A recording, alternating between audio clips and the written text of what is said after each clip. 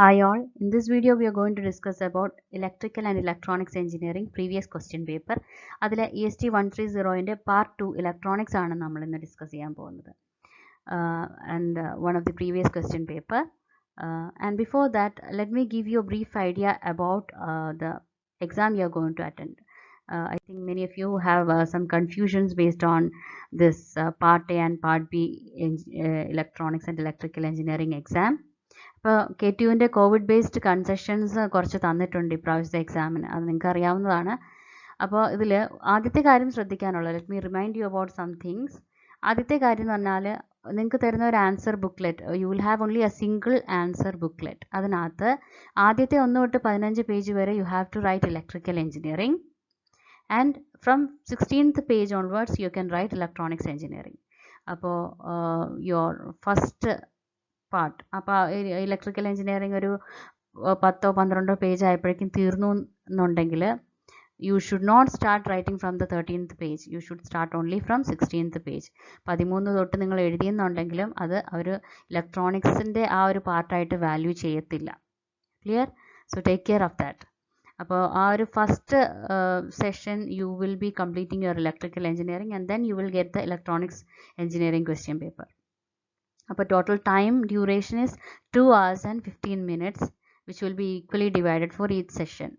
ഇനി മാർക്സിൻ്റെ കാര്യത്തിൽ നിങ്ങൾക്കൊരു കൺഫ്യൂഷൻ ഉണ്ടെന്ന് എനിക്കറിയാം. That is 70% is which will be converted to 100. അപ്പോൾ 70 മാർക്കിന് അറ്റൻഡ് ചെയ്താലും നിങ്ങൾക്ക് 100 മാർക്കായിട്ട് യൂണിവേഴ്സിറ്റി അത് കൺവേർട്ട് ചെയ്തോളും. 70 മാർക്കിന് കിട്ടിയാൽ, നോട്ട് അറ്റൻഡിങ്, 70 മാർക്ക് നിങ്ങൾക്ക് കിട്ടിയിട്ടുണ്ടെങ്കിൽ that will be converted to 100. Similarly, pass mark is 30, in the sense 32 in a university convert ചെയ്യുമ്പോൾ അത് 45 point something ആവും. That is enough for the pass. Clear? So let us go to the question paper, and in this video I'm going to discuss only about the part A of the question paper, and you can get more questions or the part B of the question paper in the coming videos. Now coming to the questions, നമ്മുടെ ഇലക്ട്രോണിക്സിൻ്റെ question paper ആണ് ഞാനിവിടെ കാണിച്ചിരിക്കുന്നത്. ഒരു previous year question paper ആണ് കാണിച്ചിരിക്കുന്നത് of 2019 scheme. അപ്പോൾ ഇതിൽ part A എന്ന് പറയുന്നത് you have 5 questions each of 4 marks, and part B questions are all essay questions. അപ്പോൾ ഓരോ മൊഡ്യൂളിൽ നിന്ന് മൊഡ്യൂൾ വൈസ് ആയിട്ട് നമുക്ക് ഈ ക്വസ്റ്റ്യൻസ് ഇതിനകത്ത് തരുന്നുണ്ട്. അപ്പോൾ മൊഡ്യൂൾ 4, മൊഡ്യൂൾ 5, മൊഡ്യൂൾ 6 നിന്ന് ഓരോ essay ക്വസ്റ്റ്യൻ ഉണ്ട് 10 മാർക്കിൻ്റെ വെച്ച്. അപ്പോൾ അതിനുള്ള ഓപ്ഷണൽ ക്വസ്റ്റ്യൻസ് ഓർ ക്വസ്റ്റ്യൻസും ഉണ്ട്. ഇതിൽ ഏതെങ്കിലും ഒന്ന് എഴുതിയാൽ മതി. That carries 10 marks. ഓക്കെ, അപ്പോൾ 10 മാർക്സിന് അതിനനുസരിച്ചുള്ളത് എഴുതണം, ആൻഡ് 4 മാർക്സിന് ഉള്ള ഒരു ആൻസേഴ്സും നിങ്ങൾ ഈ ഒരു പാർട്ട് എക്ക് വേണ്ടിയിട്ട് എഴുതുക. അപ്പോൾ in this video we will be discussing about the part A of this question paper, and in the coming videos I will be uploading the part B of the question paper. Over to the part A of this question paper. Now this is the part A of the question paper, course code EST 130, basics of electrical and electronics engineering, and of that we have the part 2, basic electronics, based on the 2019 scheme. But the first question is, what are the different types of capacitors? Give any 2 applications of capacitors. അതേപോലെ we have 5 questions in part A. Each of them carries 4 marks. 4 മാർക്സിനുള്ളത് എഴുതിയാൽ മതി. Okay, so let us go to the first question, the different types of capacitors. Coming to the first question, what are the different types of capacitors? Give any 2 applications of capacitors. അല്ലേ? First ക്വസ്റ്റ്യനിൽ different types മാത്രം എഴുതിയാൽ മതി. So you just have to draw the tree diagram of this classification of capacitors.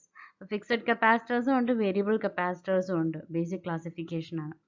അപ്പോൾ fixed കപ്പാസിറ്റേഴ്സിനെ തന്നെ again we classify as electrostatic capacitors and electrolytic capacitors. And as variable capacitors you have gang capacitors, trimmers and padders. In electrostatic capacitors paper capacitor, mica, ceramic, polyester, and electrolytic capacitors aluminum and tantalum. ഒരു basic classification ആണ് ഇവിടെ തന്നിരിക്കുന്നത്. Again capacitors can be classified into different ways.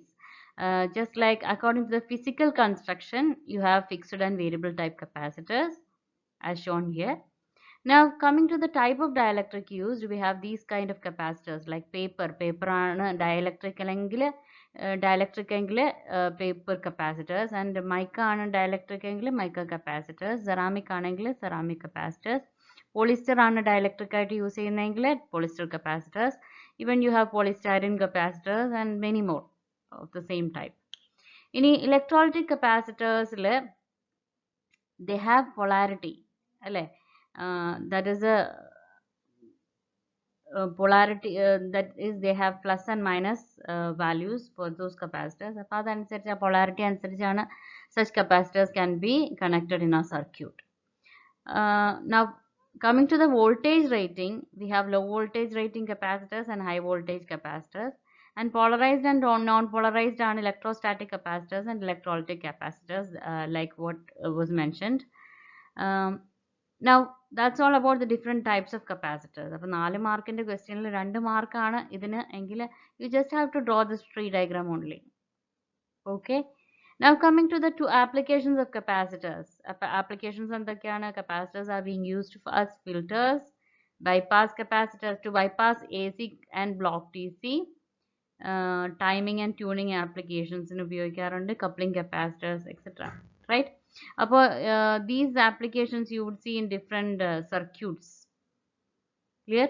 In RC coupled amplifiers പഠിച്ചവർക്ക് അറിയാം, you have capacitors that function as in order to bypass AC and block DC, and we have seen coupling capacitors too. അല്ലേ? അതൊക്കെ ഒന്ന് I just reminded you. അപ്പോൾ എന്തായാലും ഈ question answer ആയിട്ട് നിങ്ങൾ ഇത്രയും എഴുതിയാൽ മതി. Enough and more. Now let us see the second question. Describe the forward characteristics of a diode. Forward characteristics എന്നുകൊണ്ട് ഉദ്ദേശിക്കുന്നത് you just have to draw only the forward characteristics of the diode, and you don't need that whole VI characteristics. Forward biasing ൽ എന്താ സംഭവിക്കണേ? That means you have to draw the forward biasing of a diode. ആദ്യം തന്നെ ആ circuit വരയ്ക്കുക. ഒരു PN ജംഗ്ഷനെ എങ്ങനെയാണ് forward bias ചെയ്യണത്? The positive terminal is connected to the positive of the P region, and the negative terminal of the battery is connected to the N region. Right? ഇതാണ് forward biasing of a PN junction എന്ന് പറയുന്നത്. So the first 2 points are about that connection. Positive terminal of the battery connected to positive P region and negative to N region of the diode.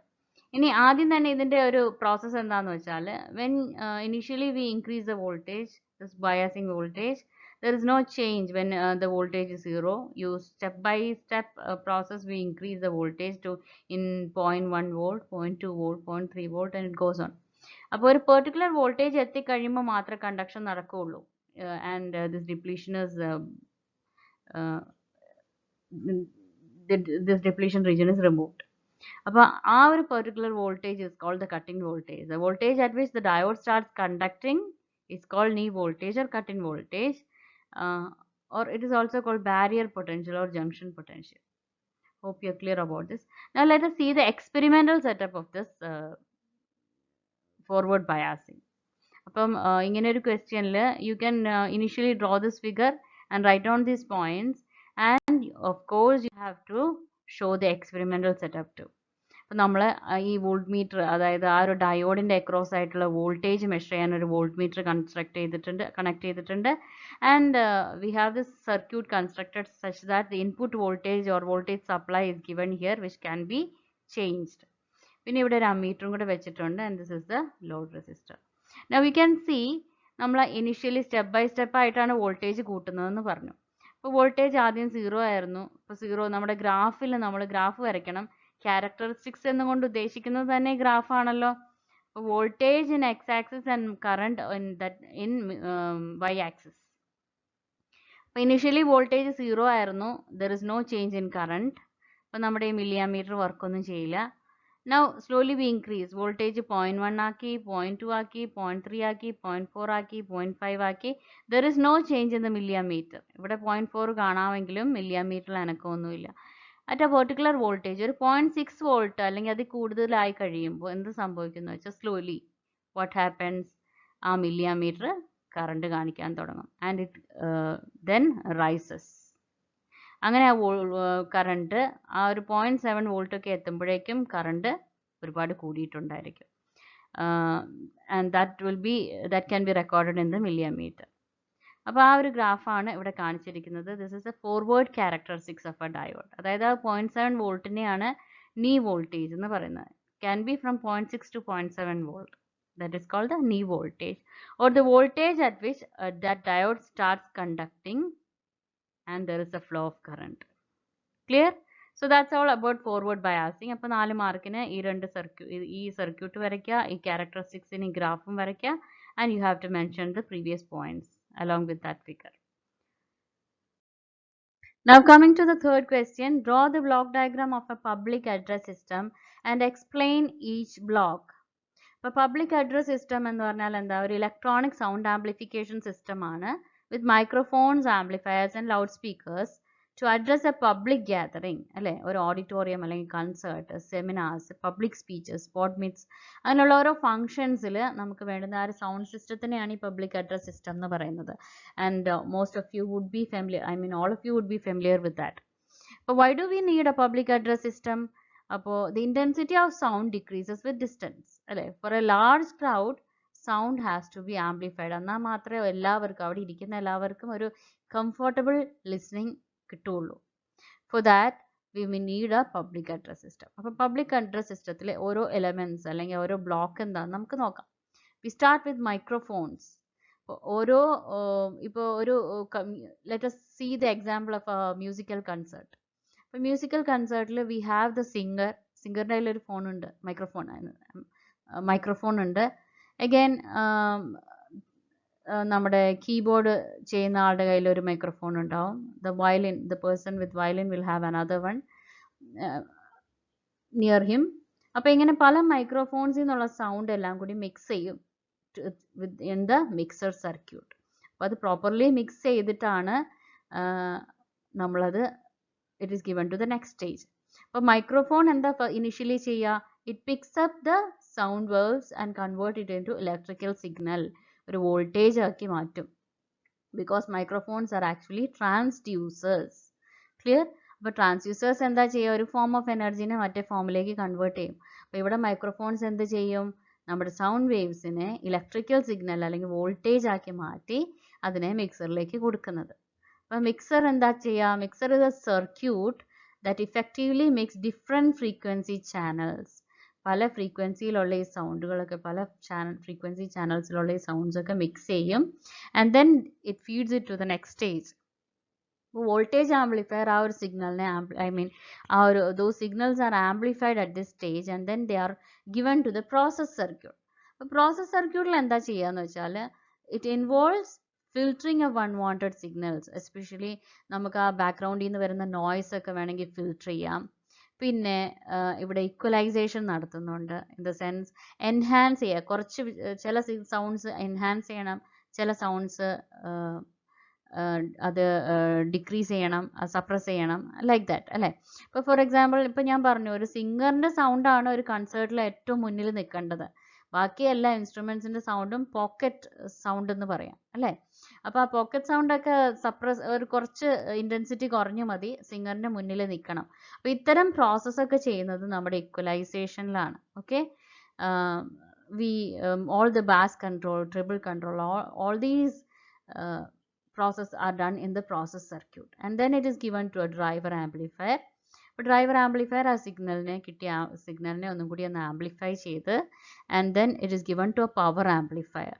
അപ്പോൾ power amplifier എത്ര ആ സിഗ്നലിനെ ഒന്ന് maximum power amplify ചെയ്ത് so that it can be driven by the loud speaker. Loud speaker again converts this voltage or electrical signals back into audio signals. ഇവിടെ microphone audio സിഗ്നലിനെ electrical signal ആക്കി മാറ്റി. Similarly, loudspeaker is another transducer that converts it back to the audio signal itself. Hope you are clear about this public address system. So this is enough for a 4-mark question. Now let us see the next question. Explain the working of a bridge rectifier. അപ്പോൾ bridge rectifier എന്താണെന്നുള്ളത് normally ഒരു important ആയിട്ട് ചോദിക്കാറുള്ള question ആണ്. And this thing you would have already learned in your school also. ആ ഒരു ടോപ്പിക്കിലേക്ക് നമുക്ക് കടക്കാം. അപ്പോൾ ബ്രിഡ്ജ് റെക്ടിഫയറിൻ്റെ ബേസിക് വർക്കിംഗ് ആണ് ചോദിച്ചിരിക്കുന്നത്. അപ്പോൾ ആദ്യം എഴുതേണ്ട കാര്യം ബ്രിഡ്ജ് റെക്ടിഫയറിൻ്റെ കൺസ്ട്രക്ഷനും കൂടി ഒന്ന് പഠിച്ചു വെച്ചേരെ. ബ്രിഡ്ജ് റെക്ടിഫയറിൽ we make use of 4 diodes that is constructed in Wheatstone's bridge arrangement. Wheatstone's bridge അറേഞ്ച്മെൻറ്റിലാണ് നമ്മൾ കൺസ്ട്രക്ട് ചെയ്തിരിക്കുന്നത്. ഇനി ആ ഒരു ബ്രിഡ്ജ്, അതായത് ആ റെസിസ്റ്റർ RL ആണ് അതിൻ്റെ ഒരു ബ്രിഡ്ജ് പോലെ ഇവിടെ ആക്ട് ചെയ്യുന്നത്. അപ്പോൾ we have 4 diodes D1, D2, D3 and D4, right? All these diodes are connected in a Wheatstone's bridge arrangement.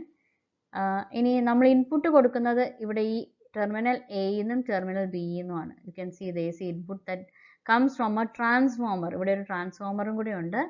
അപ്പോൾ ട്രാൻസ്ഫോമറിൻ്റെ ഔട്ട്പുട്ടായിട്ട് വരുന്ന ആ ഒരു സിഗ്നൽ ഇൻപുട്ടാണ് which is given to A and B, and the output is taken across RL. RLൻ്റെ ആ രണ്ട് terminals ഏതൊക്കെയാണ്? സിയും ഡിയും. ആ സിയുടെയും ഡിയുടെയും അക്രോസ് ആയിട്ടാണ് നമ്മൾ ഔട്ട്പുട്ട് എടുക്കുന്നത്. Now let us see the work. Now coming to the working of a bridge rectifier. അപ്പോൾ പോസിറ്റീവ് ഹാഫ് സൈക്കിളിൽ എന്താ സംഭവിക്കുക എന്ന് ആദ്യം നോക്കാം.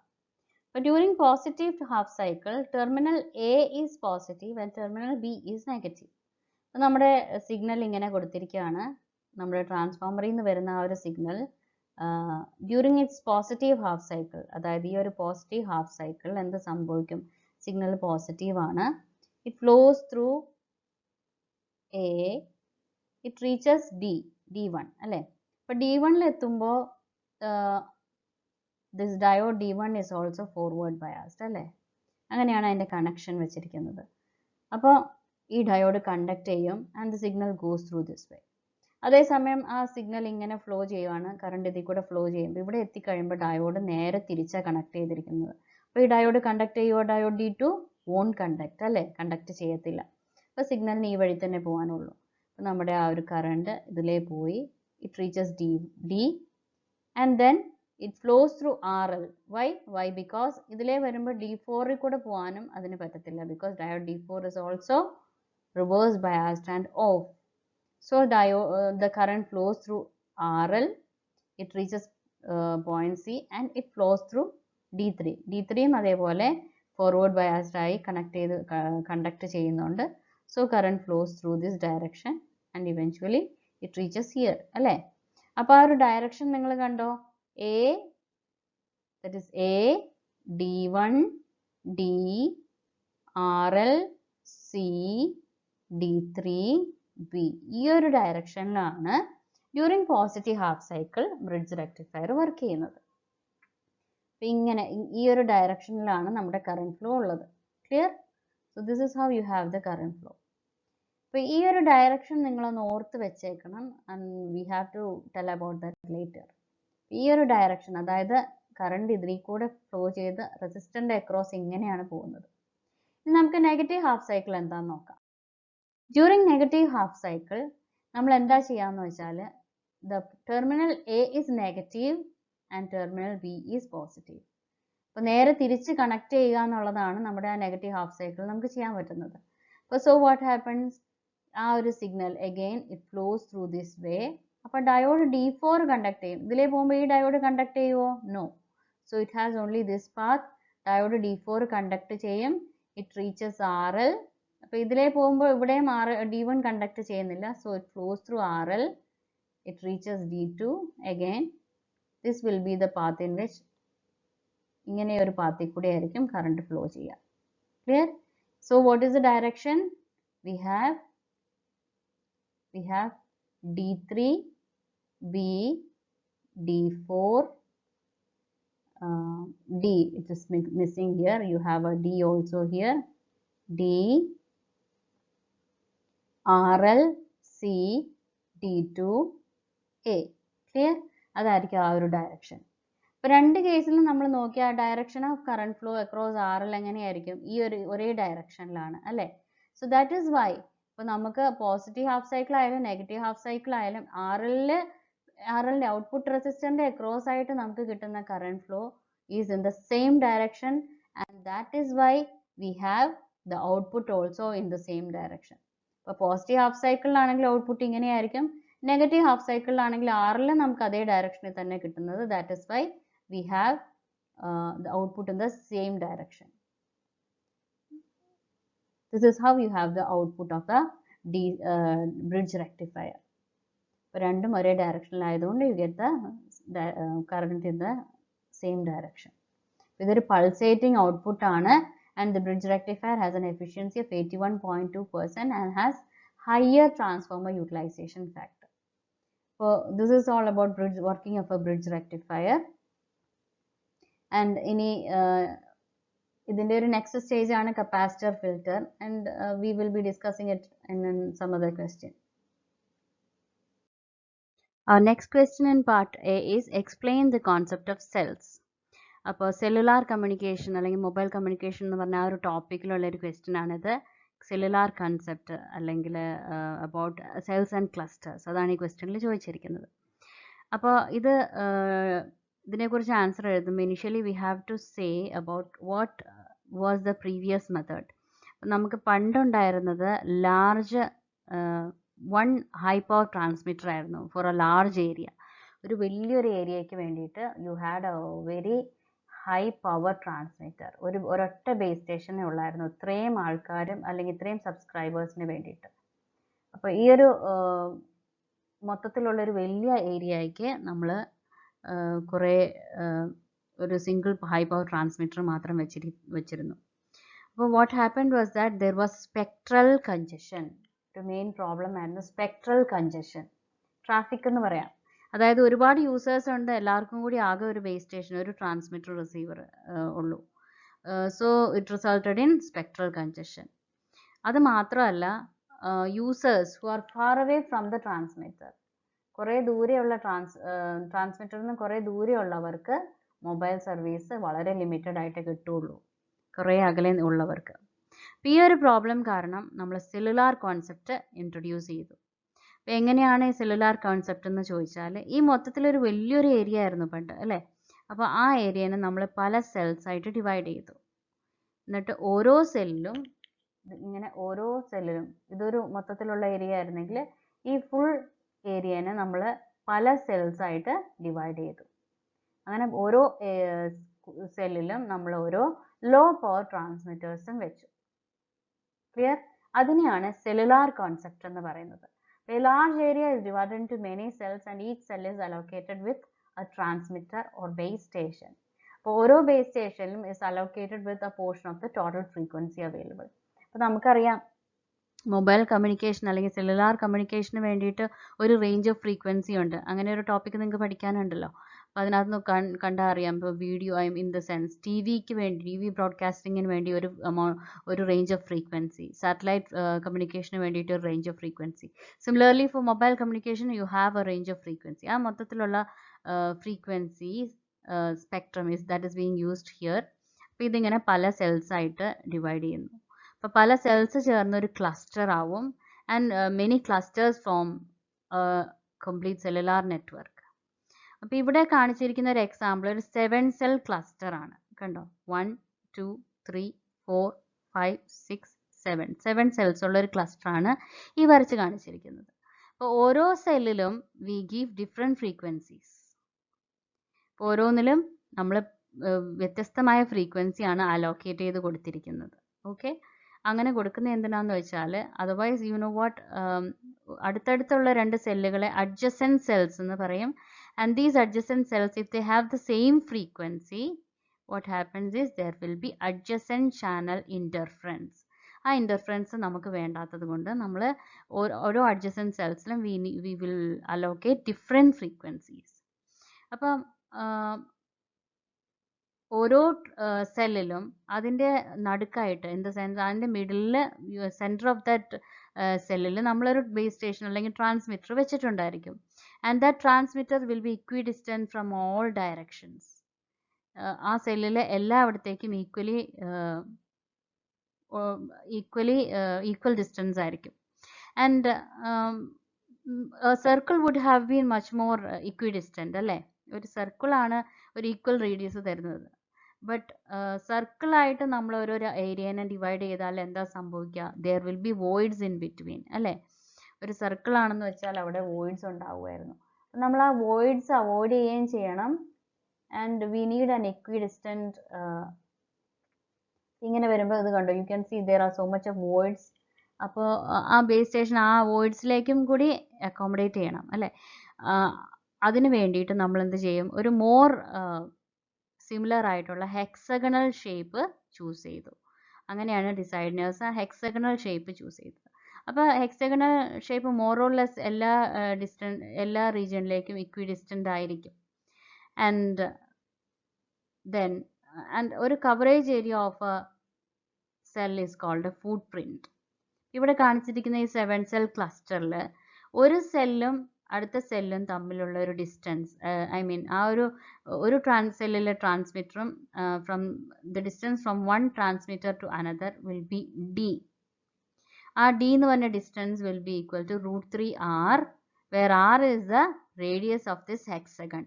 ഓരോ ഹെക്സഗണിൻ്റെയും റേഡിയസ് ആണ് r എങ്കിൽ ഓരോ 2 അഡ്ജസൻറ്റ് സെൽസ് തമ്മിലുള്ള ആ ഒരു ട്രാൻസ്മിറ്ററിൻ്റെ ബേസ് സ്റ്റേഷന് തമ്മിലുള്ള അകലം എത്രയായിരിക്കണം? It should be √3r. അപ്പോൾ ഇവിടെ ഞാൻ കാണിച്ചിട്ടുണ്ട് ഓരോ സെല്ലിലും A, B, C, D, E, F, G എന്ന് പേര് കൊടുത്തിട്ടുണ്ട്. And each of these cells have been allocated different frequencies like F1, F2, F3, F4, F5, F6 and F7. Okay, and these frequencies should be different from each other in order to avoid or in order to prevent adjacent channel interference. Here, this is the concept of cells. ഇനി നമ്മൾ ഈ cells എല്ലാം നമ്മൾ again നമ്മൾ കുറേ ദൂരെ ഇതേപോലെ ഇതേ ഫ്രീക്വൻസി തന്നെ നമുക്ക് വീണ്ടും യൂസ് ചെയ്യാം. And that process is called frequency reuse. അപ്പോൾ നമുക്കിവിടെ കോൺസെപ്റ്റ് ഓഫ് സെൽസിൽ ഇത് മതിയാവും. And you can also mention about frequency reuse too. Now you can follow me in this channel for the part B of the question paper in another video. Thank you.